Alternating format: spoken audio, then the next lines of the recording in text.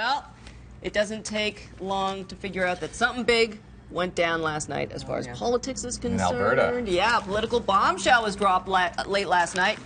Alberta Premier Alison Redford, in office for only 2.5 years, resigned. Redford stepped down after weeks of criticism surrounding her spending on travel and amid reports of Conservative Party infighting, whether it was, pricey $45,000 flight or pricey juice. Does misspending always need to equal resignation? Let me give you a little background here. She wasn't supposed to win the election. It was the Wild Rose Party that was supposed to, which would have ended, well, basically the longest run in Canadian political history. The Alberta PC is Canada's most successful political party.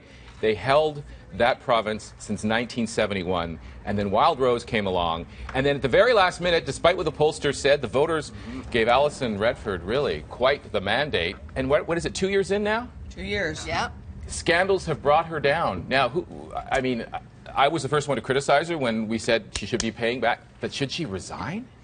Well, the heat was building, and it was getting really strong. When you look at the $45,000 trip to South Africa, there was a $16,000 that was just revealed, $16,000 trip to a one-day trip, incidentally, to Chicago. It was more than that to go to Toronto. Now, so she's paying a lot of it back. She's paying a lot of it back. But by this point, the question is, at what point should you just not spend that kind of money in the first place? It's interesting because when you look at the rules that she actually implemented, which are to put expenses online, she sort of came undone by her own doing in a way. Well, I think that the infighting as well, right, within the party, there's a lot of heat building on her, so this just added fuel to the fire, but there's a lot in there that really led to her resignation. Right. But how soon they forget? I mean, she saved the party. She saved it for them. And here we are, 2 years into it, and they're ready to eat her and spit her out.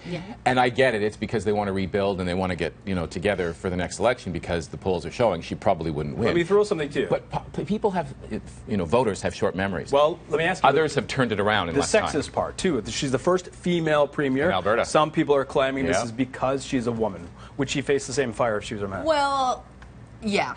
I think she would. I think that we've seen that time and again where people will bring down male politicians. And then also, of course, the leader of the Wild Rose Party, Danielle Smith. Smith, yeah. Female. And it looked like she was going to win as well. What's happened with the Wild Rose Party? It just seems to have sort of...